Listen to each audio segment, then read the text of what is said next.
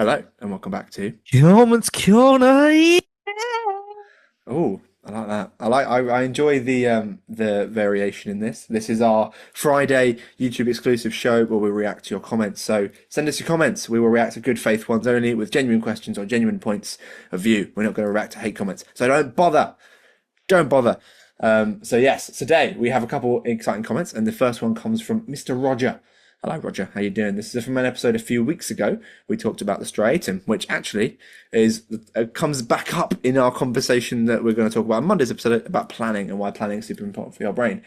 So Roger asks, physiologically, what can one do to decrease the dopamine deficiency aside from following through with a task? So just to give a little bit of context on what the reel that this person commented was about, it's the idea that you have a part of your brain called the striatum, which measures how you kind of set a task, and your striatum measures how well you achieve the task. And if you don't achieve the task, it kind of holds dopamine back, so your brain is in a dopamine deficit.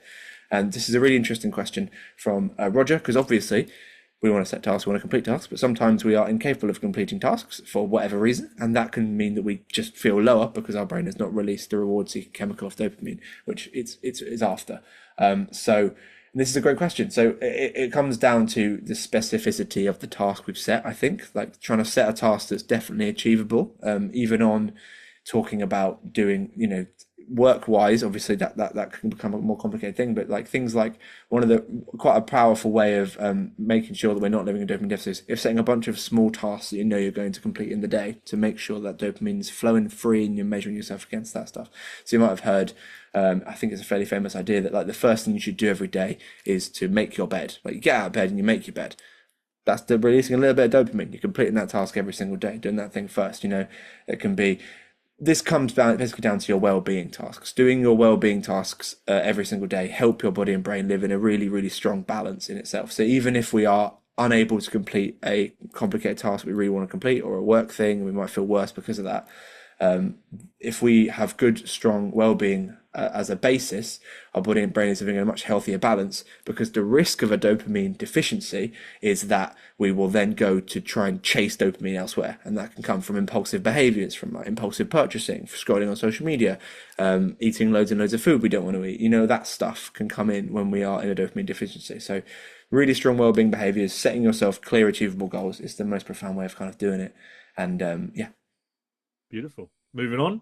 Lovely. Moving on. Next comment. Thank you for that, though, Roger, mate. Top man. Thanks, Good Roger. comment. Love it, mate. And yeah, so we're going to move on to one of our emails, right? So Yes. you got this email this morning. So first of all, thank you so much for sending this in. It's a wonderful comment. Let's get into it. So, hi, love the show, by the way. Thank you. That's very kind. Flattery is always going to do well. If you flatter us, you're going to get in. 100%.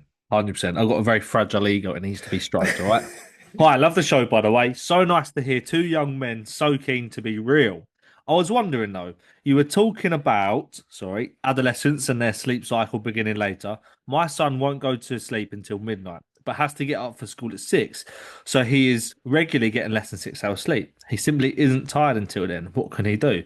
Well, what a wonderful comment. Thank you so much. So basically, that's a challenge, right? That's difficult. It's challenging. As Adam explained in that sleep episode, that the evolutionary advantages of adolescents and teenagers going to bed a bit later is for social health. And that's when his mates will be up. That's when he can get some really valuable time speaking to his friends. And it's just the sort of a further example of creating his own identity and becoming his own self and his own adult. But it's challenging, right? Because getting less than 6 hours sleep, we know how negative that can be for our mental health, our productivity, our ability to retain information.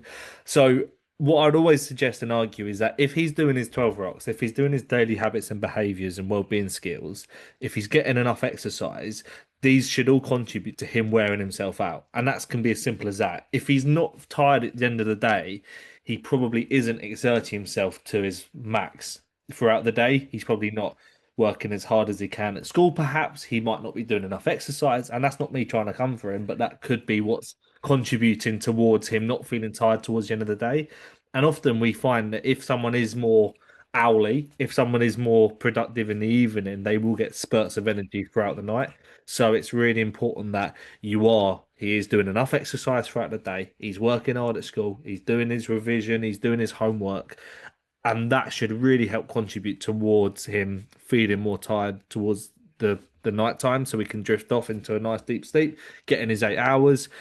Also, I'd say sleep hygiene, right? If he is naturally not feeling very tired before he's going to bed, does that mean he's on his Xbox, his PS5? Does that mean he's on his phone or his iPad?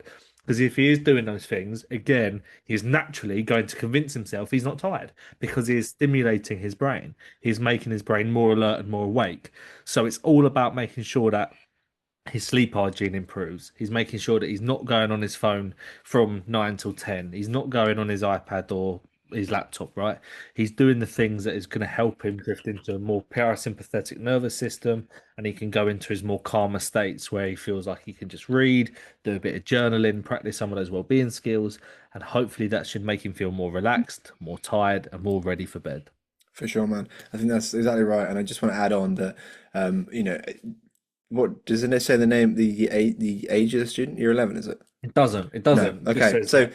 I just assume it. Let's Adolescent son, she said. adolescent son. Okay, so it could be year 11, it could be not. But like, school is really, really important, and we talk about sleep hygiene. And if you are an owl, and teenagers tend to become owls, even if they're quite larky beforehand, and larky is a morning person, and owl is an evening person, that it means that having a kind of consistent sleep and wake up time is really, really important for building a sleep into a habit. So you can affect basically get better sleep, even though your body's not naturally tired yet. When there's not much we can always do about that stuff.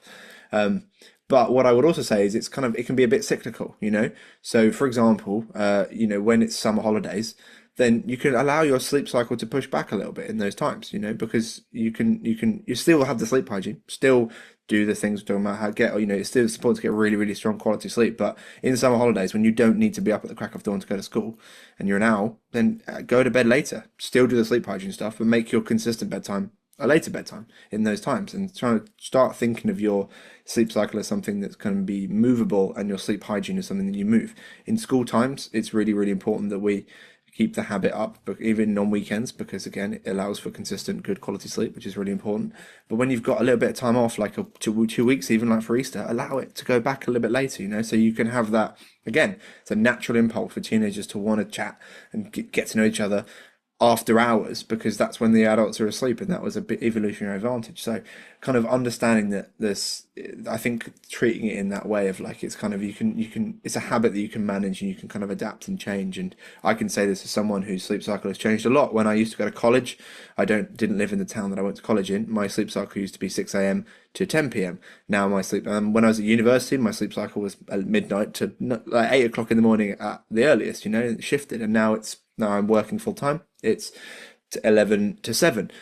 It can change. And this is something that once you have the understanding of what's actually happening and the fundamentals of 8 hours of sleep hygiene, you can shift it depending on what you need it to be. And I think that's really important. So, there's a bit of a balance to it. But you're completely right. It's a very complicated problem. And also, it's not one that is an easy, quick fix. So it's going to take time, practice, and your son's going to want to have to input these behaviors and tactics to be able to do it. So Definitely. And just trying to just have this sounds simple but just trying to have a conversation with him and see you know, if you can get to the bottom of what he's doing before bed, and that will hopefully give you the context and information you need to give these suggestions. And, you know, we all have room for growth and improvement and development. So hopefully he listens and is susceptible to that, because even if he feels like he's being able to cognitively focus and cognitively perform at the level he needs to every day, he naturally will be hindered to some extent because he's getting less than 6 hours regularly. So that is going to be affecting him. And hopefully he can see that and understand that, and start implementing some of these strategies that are going to be beneficial for him going forward. But we wish you nothing but happiness and success. And thank you so much for getting in touch. And keep them coming. keep them coming. Yeah. And so that's brilliant. Smash that one out the park, I think. And final comment from KJV Enjoyer. Okay, fine. I'll go to sleep. Job here's done, I think. Cut. Sensational. That's it. Such a good comment, man. I'll go sleep. Okay, fine, I'll go to sleep. So, I have no issues with this post. This is exactly right. Genius. Go to Man. bed. Fantastic. I just picture someone just proper like reluctantly disgruntled doing it, but still does it, which I love. Fine. I'll do it, mate. Fine. All I'll right. go to sleep. Now stop banging on about Yeah, it. exactly. We'll shut up about it if you do it. That's For the sure. rule. Too right. Okay. But yes, thank you very much for watching another episode of Comment Corner. Monday's episode is it's a banger, ladies and gentlemen. Come and Strong. subscribe to the YouTube. Come watch Strong. the show, and why you need to plan your damn Easter holidays, people. Plan your Yeah. holidays. It doesn't sound very cool and exciting, but we promise you it is. But yes, thank you very much for listening, and we'll see you next Friday for more comments Blessings. and more corners. Blessings. Blessings. Blessings.